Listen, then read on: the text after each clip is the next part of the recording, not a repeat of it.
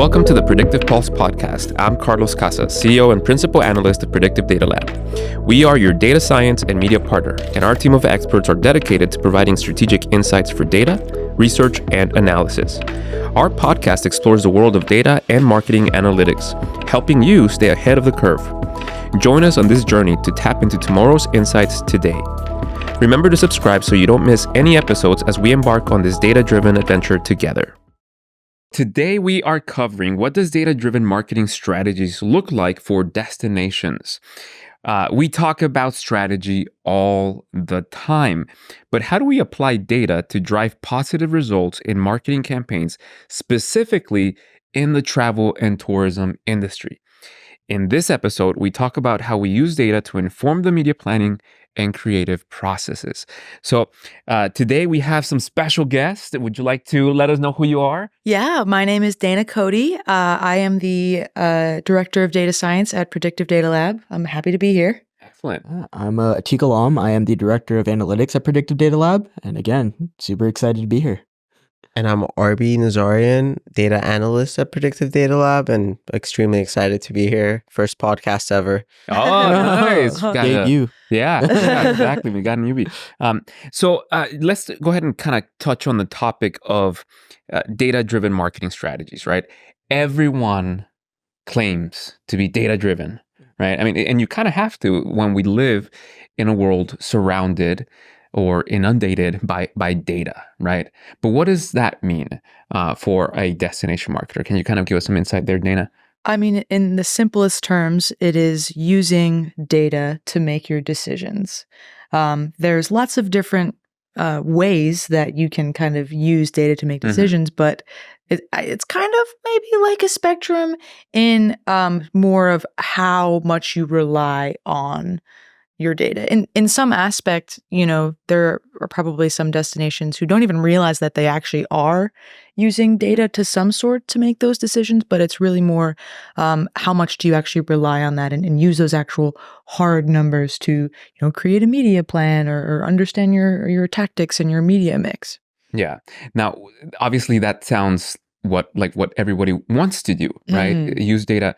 However, we all know junk in, junk out, right? So Atique, is there any way where someone, but even doing data-driven, right, strategy can get it wrong? Absolutely. I think one of the traps that people fall into is with all the data, like you mentioned, that we have in the world, what's the right data? What's the right data that we should be looking at for a particular campaign? What's the right data based on the goal of the destination? So one thing I kind of equate it to is like, okay, if you're a physician and you're seeing a patient, right, and you're treating them for a certain disease, you're going to look for certain biometrics. In the same way, when you're running a campaign, if you're running a campaign for a certain purpose, you're going to look at certain points of data, whereas other points of data are maybe not going to be as pertinent. So I think the false step that people make is we have to analyze all the data all the time and everything means something, when in reality, it needs to be curated to what your campaign goals are. So I think that's one of the pitfalls that people use or have fallen into, as we get better at collecting data. Right. What's the right data? What's the noise? How to get through it all. Interesting. And is there something specific that we should be looking at? From a destination marketing specific, what are maybe some of the things that you don't want to necessarily look at, which sounds incredibly maybe wrong, right? Especially if you want to be data driven, and yet what you just described. So, is there anything specific? Well, I would say a case that many people fall into a trap in is, for example, impression volume. And looking at how many impressions that we can get for getting the lowest cost per impression, right? In a sense, that is important, especially for awareness parts of tactics, awareness parts of campaigns, I'm sorry. But in other ways, there can be instances where you are getting a lot of cheap impressions, but you're getting them in places your audience is not going to look. You're getting them in websites that no one's going to other than bot traffic. Right. So one of the things that, that is a situation where, you're just looking at one thing, would be someone who's just looking for a cheap cost per impression, or even the cheapest cost per click, because a lot of times you are going to need to spend more to get higher quality. Right. So in situations where you're just looking for the lowest common denominator for cost per click or cost per impressions, you're doing yourself a disservice. I think another thing is the star report. It's the Bible for a lot of destinations, right? The guiding light for a lot of destinations. I think it is important. But one part of the star report is looking at other destinations' numbers. A lot of the times, it's not comparing apples to apples. It could be apples to oranges. The infrastructure is different for each city. Right. So sometimes comparing yourself to a city that's completely different than you based on infrastructure, based on different, attractions they have, is also doing yourself a disservice because you're not comparing the right metrics. So I think those are kind of some instances where it's sometimes important to narrow down the data points you look at and not necessarily just look at one data point in a funnel. Right. Right. What about you, Arby? What are your thoughts on that? I was just going to add to what Atique just said, is that's one of the pitfalls is, as a data company, it's much easier for us to kind of understand that's not an apples to apples comparison. It's an apples to oranges comparison. Right. But, other companies out there might not fully understand that. And that's the major pitfall. And then that becomes the standard. And everyone's like, well, the star report, let's go look at that. Yeah. Yeah, excellent. So how do we integrate all of these data sources, right? As for a destination marketing company, and obviously there's several players out there that are helping destination marketing in general elevate the data collection sources. But how do we come into play in that? Yeah. So, okay, I have another analogy for this one. Go for it. This is, especially when you're dealing with lots of different data sources that are telling you, different things and have different limitations and nuances. It's a lot like driving a car, right? When you drive your car, you don't just pay attention to, your front windshield window and just focus on where the car is moving in space forward. You also want to look in your rear view mirror and who's tailgating you and who's on your side view mirror or your other side view mirror. Those are different data sources that you need to pay attention to understand how your car is moving through traffic. And, a huge part of what we do, which is also similar to car companies, is innovate in the ways that we can monitor a destination's performance. Or like a car company who, when cars created backup cameras, that was a big thing that really made parallel parking a lot easier, right, but had revolutionized it in a way. Or even some cars that have like an aerial view to how just making sure that you're able to park in a straight manner. But that's really what it is all about, is paying attention to all the data sources that you have available to you, understanding the overlap, understanding, where they agree or disagree. And if they disagree, that tells you something different. That tells you something different about your performance, and perhaps on like the customer journey and how somebody's traveling through the funnel. Right. But it's all about understanding everything available to you and how they interlap and intersect. Yeah. Excellent. Can you give us a couple of examples on maybe some of the data that we're constantly looking at, Atique? Yeah, absolutely. So kind of like Dana mentioned with her analogy, very awesome analogy, by the way. But I think the key is we want a holistic view of a campaign. What do I mean by holistic view? I mean, we want to see not only the campaign performance, but we also want to see the bottom line that we're affecting. So I go back to the star report that I talked about. It doesn't have to be the star report. It could be sales data. It could be ticket data. It could be revenue, right? Whatever we're trying to move the needle on, we want to look at that in relation to the campaign. Right. We want to look at the correlations. We want to see how those two relate. Right. Because at the end of the day, if we are, again, looking at those in a siloed way, we're not getting a holistic view. We're looking at either just the front of the car or just the back of the car, which is not how you want to drive. So, I think like Dana said, we want to look at it from a holistic point of view. We want to see not only the campaign performance, we want to see if that campaign is in fact driving the needle or, moving the needle on the overall goal that we're trying to achieve, whether that be higher occupancy on the star report, whether that be higher revenue in sales or ticket sales or whatever it may be. Right. So, we're talking a little bit about all of the data, right? And obviously for a data-driven strategy, we need to. But let's focus now a little bit on strategy, right? And I think this is something that many people get wrong, is they confuse, or not necessarily confuse, but they develop a plan Mhm. rather than a strategy, right? So as an example, a media plan, not a strategy, right? Yeah. Why is that, right? A strategy takes into effect the concept of how do we position ourselves to be better or win or gain market share, right? So how do we, knowing that, right, how do we build a strategy using data?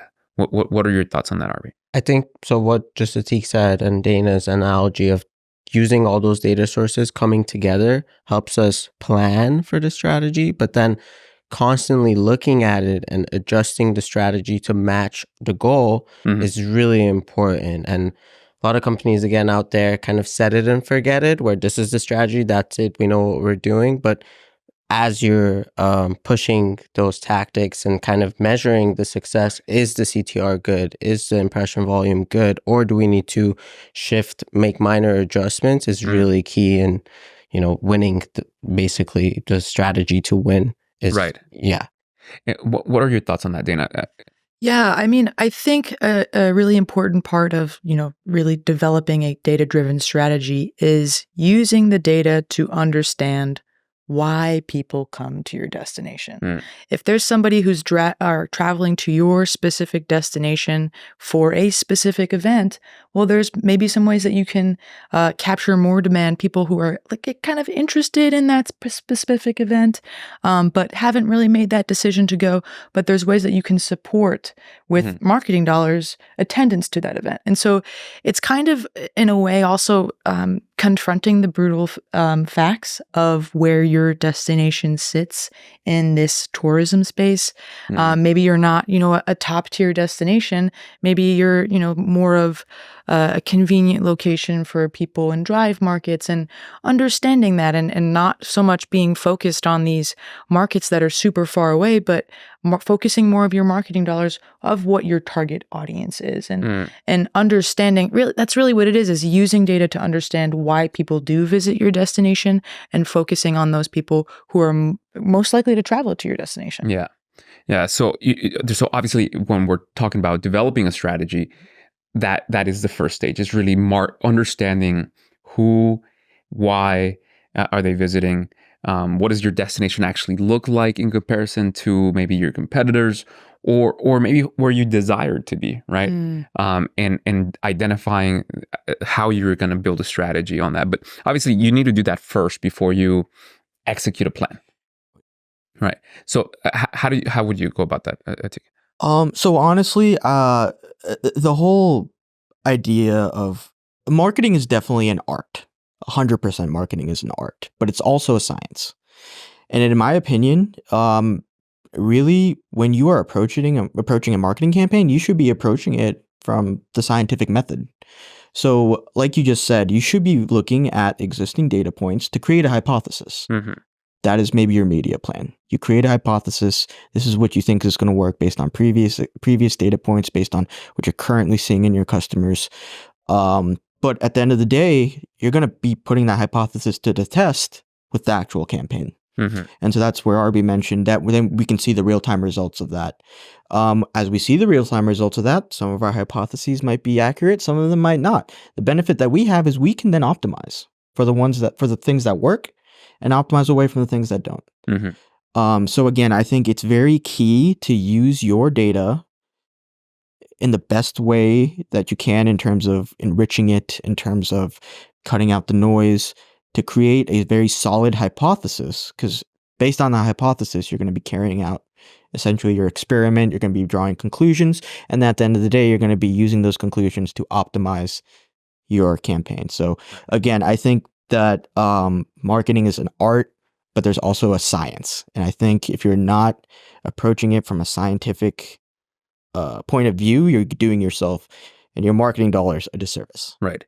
Now, you mentioned the word hypothesis, which I think is fascinating, especially from a strategic perspective. You're absolutely right? But here's where the fear comes in, right? But those dollars have to deliver, right? Your hypothesis has to pan out. It has to be true to a certain effect, right? How do you kind of ensure that, or how do we build something to provide some sort of security against that? Yeah, absolutely. So I think, again, going back to the development of a strategy or development of a media plan, you need to make sure that you have the wiggle room to be flexible. Because I think you need to approach it from the standpoint that, again, it is a hypothesis. So since it is a hypothesis, I need to be able to change it as necessary when necessary. That doesn't mean changing it drastically. You're still going to stick to your theme. You're going to stick to the overall goal you're trying to accomplish. But when you're developing a strategy, you should have in mind, again, we're not just setting it and forgetting it, like Arby said. This is something that's going to be evolving. This is going to be something that, I mean, the reason that we collect the data and look at it and report on it, why do we do that? It's because we want to know if the campaign's working or not. We want to know how well our strategy is working. So I think, to answer your question directly, Carlos, I think you need to be able to create a strategy that can adapt. A strategy that can, if you see certain things working and better than others, you have a strategy that's easy to, change on a dime when you need to. So it's a very good question. But I think, again, when you're developing the strategy, you just need to be able to understand that this is not going to be always 100% what's going to happen in the campaign. And you just be preemptive in creating ways to adjust as you need to. Right. So how does that come to effect with the other elements, right? 'Cause we kind of keep defaulting a little bit to the media campaign, but there's a lot of other layers in marketing other than just the media. How does that come into effect, Arby, from a perspective of, you still want to have, obviously, the right hypothesis, but we need to develop results? Great question. I think there's more areas where the data can be used in the development of the strategy, such as even creative design can have a strong impact on who are the people that are visiting, what are they kind of looking for, right? And using that to kind of make the creative, or using that to kind of use the right platforms that are more in alignment with the target demographic that you're trying to attract. Kind of thinking about using like an active, let's say it's an active family, or not even like a adrenaline junkie persona that we're attracting. Well, those people are probably not watching like renovation TV shows, right? They're probably more engaged on social media and YouTube videos. They probably follow the Red Bull channel, right? Or they follow Red Bull on Instagram. So all those kind of different data points come all together in the strategy and into the hypothesis, right? And then we get to test that, right? Yeah, nice. So from a obviously, when we, as marketers, we're taking a risk, right? We're taking a risk with our hypothesis in an effort to build a hedge, right? Protect ourselves from failure, because that's the thing, we cannot fail, right? Those dollars have to perform. How do you implement? How does KPIs come into the picture, Dana? Well, yeah, I mean, that's kind of when you know that you're not meeting your goals, because KPIs are essentially your goals, That's one of those things where you really need to, I think developing KPIs and really understanding what your goals are and how that fits into more of your long-term goals and also your strategy as well. That's a really, really important part of delivering results, more like holistic results, because really at the end of the day, it's funny. We get on these calls with these clients and we talk about goals, and we want to understand what the goals are. And sometimes they look at us like we have 10 heads, because they're like, we want people to come to our destination. That's what our goal is. Right. But understanding, how specific goals fit into their more long-term strategy is really, really important. And an important part of, creating these KPIs is understanding when we're not on pace to be where we want to be, and we're down essentially. That's when we meet up and talk about what's not working. Right. This tactic isn't delivering the way that it should be, and talking about why that's happening. And which segments, is it the wrong placement? Are we bidding too high? Is this like inefficient? Do these marketing dollars make more sense in a different place? But really that all starts with seeing that we're not doing well, because that's like almost the most important part of it. Right. If your car didn't have a check engine light, you wouldn't know when something's wrong. Right. But But yeah, that's the main idea there. Yeah, and I love the fact, Atique, as you described, this is an ongoing process, right? To be truly data driven, you have to use data before developing the strategy. Once you execute, you're using data to monitor the strategy, and then improve on or modify as necessary based on the data again, right? So it's this constant development or this constant procedure you have to carry out to truly be data driven, right? For that. So how do you guys ultimately measure that? Like when it comes to measuring the effectiveness, what are some of the things that you guys do to do that? Well, Dana mentioned the KPIs, the key performance indicators. That's a word that everyone likes to use. Everyone, has it on the front page of their website. We have the best KPIs in the industry. But to be honest about it, and all jokes aside, I mean that's such a critical part of the campaign when you're creating it. Is what are those KPIs, and that needs to be a conversation between the analyst, the marketing team, the stakeholders, and there needs to be an agreement there.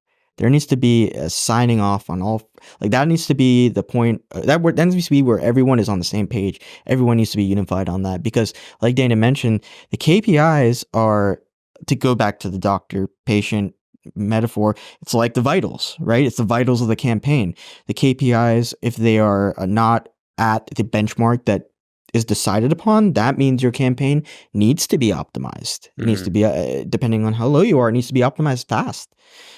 So again, I think KPIs, key performance indicators, the word we all love to use, but it needs to be something that it can't just be one person who comes up with it. It needs to be a couple of discussions, and it needs to be a very key part of developing the strategy. It needs to happen before the strategy is really developed, because at the end of the day, your strategy is going to evolve around how are you going to get those KPIs, how are you going to reach it, how are you going to exceed it, and those KPIs are what's going to decide if something needs to be changed, if things are going well. Again, the vitals of the campaign. So how do you measure it though? Like, how do you actually measure that, right? Because if you're talking about the vitals of the campaign, that means you have the patient there and you're monitoring the vitals. How do you actually do that? Oh, okay. Yeah. So like the technical side of it, and this is really, it's honestly a lot of Dana's wheelhouse, but the technical side of it is you need a platform that you can connect all these data sources. And like I said, it's a holistic view. So it's a lot of different sources. It's different marketing, ad platforms, it's social media platforms. It's also maybe ticket sales data. It's also maybe star data. You need a platform that can take that all and put it in one place for an analyst to then review and understand on a regular basis and on a timely basis. It can't be delayed by a month or 2 months. By the time your patient's gone, right? So, I mean, it needs to be on a real-time basis. So you do need a platform that is able to get that up and running, very quick turnaround. Because, well, depending on your the time of your strategy and when you're going live, but oftentimes it's very quick turnaround times. So yes, the way that we do that is a platform that can take all of these data points, put it all in a way that can be holistically viewed for both the analyst and the stakeholders you're presenting to, and that is real time. That is real time and reliable. That's reliable. It's not breaking. It's refreshing for you. It's refreshing in real time for you. It's not giving you any skewed numbers. So that's how you do it. And it's easier said than done, because developing that, now Dana can attest to this, and Arby as well, developing that is no easy task. And maintaining that is even a harder task. Right. I think you mentioned that on average, a media campaign will probably have around 12 to like 18 data sources. And that's a lot of time if you don't have a platform like that to go in and one by one, crunch the numbers and then divide by the number of months and whatnot. So that's a pretty tedious process. So if you have a streamlined process, it makes it so much easier to measure those KPIs on an ongoing basis and make those adjustments. And Arby, is there any specific KPIs you typically prioritize? They're the basic marketing ones, such as like the click-through rate, and but then we also use like return on investment. And again, that really goes back to talking to our clients and understanding, well, how do we measure the return aspect of, if you see a visitor, how much money do they spend on average at your destination? Mm-hmm. And that could be different ways, such as if it's like an event or ticket sales, one ticket sales, $10, 10,000 people showed up, it's X amount. So yeah, the KPI does differ depending on the goals, the overarching goals. And sometimes KPIs even have sub goals, right? And it's really important to measure those as they go to really understand what's performing, what's not performing, and make those agile adjustments as they're happening. Yeah, excellent. So, earlier we described, everyone wants to be data driven, right? So looking ahead, what do you recommend for those individuals that want to be data driven? What do you recommend them to do, Dana? I think really just I'm going back to this, but not being afraid to confront the brutal facts. There's this one client that I have in mind that it looks like a lot of their visitation seems to be impacted by events. It's not these people who are coming to this destination because they want a vacation there. There's other things going on there, and they are coming there for this specific event. And that's an uncomfortable thing to confront, because you have to realize that people aren't coming to your destination because you're a world-class destination. And that's an uncomfortable thing. That's confronting the brutal facts of where you sit in the market. Maybe it's not the top of the market and people aren't coming to you because of where you sit there. And I think that because in assessing the data and understanding why people come to your destination, sometimes it is uncomfortable to realize that you are not top tier, you are mid tier, and that's okay, because once you understand that you're mid tier, you know why people are coming to you. And yeah, maybe it's not a glamorous where to be, but you have to understand that so that you can grow that and address that. That's what you need to grow. Right. This not a glamorous thing, but it's an important aspect of growing your destination, is understanding where you sit in all of this. Yeah. What about you, Atique? I think it could kind of be boiled down to you need a single source of truth.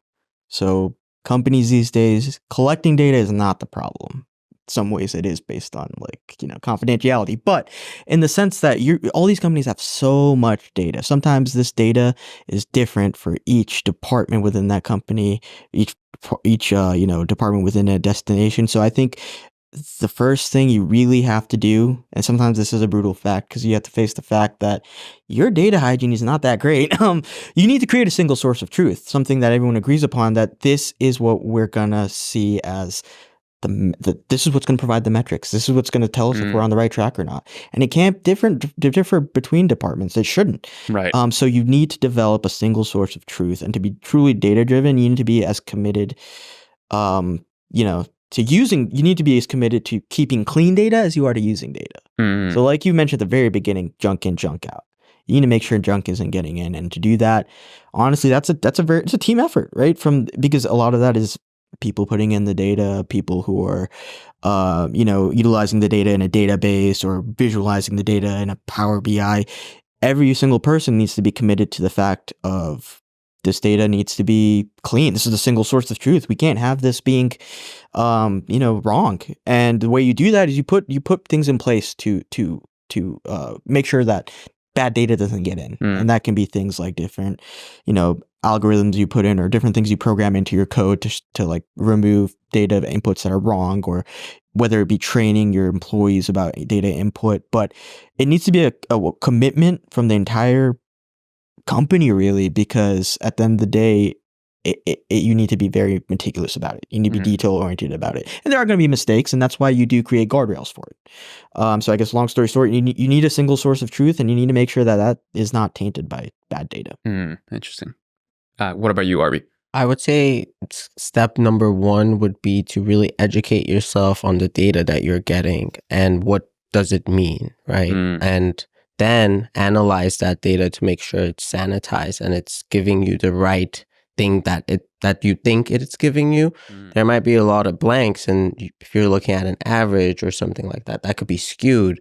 And if you're basing your everything else that you do, your goals, your campaign, then it's like junk in, junk out, right? So educating on the data aspect is really key. And then taking the other steps that Atique mentioned is also, Yeah, that's great. As we go, as more data and the data collection process improves, right? Being a data-driven marketer is only going to be more important.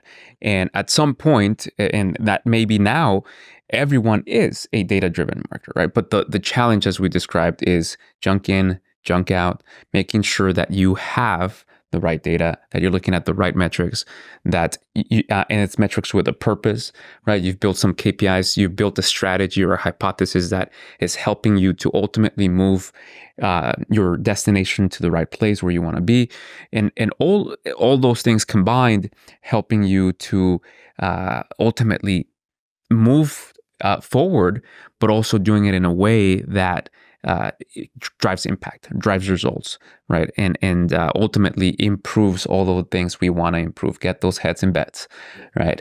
Get those occupancy numbers up, get the room demand up, get the ADR up, all those things that are really important to a destination. But as we see, it's not just a easy thing to do necessarily. There's a lot of different things. But yeah, we really thank you guys for all the things you shared to maintain and drive that market and be data-driven marketers more specifically. And I think this is fascinating. And we thank you guys for today and being here with us today. Yeah. Thanks for inviting us. Awesome. Yeah. Thank you so much. If you enjoyed this episode and would like to stay updated on future episodes, be sure to subscribe to the Predictive Pulse Podcast. Whether you're a data enthusiast, marketer, or business leader, our aim is to provide you with the latest media and analytics trends to help you tap into tomorrow's insights today. Don't forget to follow us on your favorite podcast platform. And if you have any questions, comments, or suggestions for future topics, feel free to reach out. We value your feedback and are always eager to hear from our listeners. Stay ahead of the curve with the Predictive Pulse Podcast.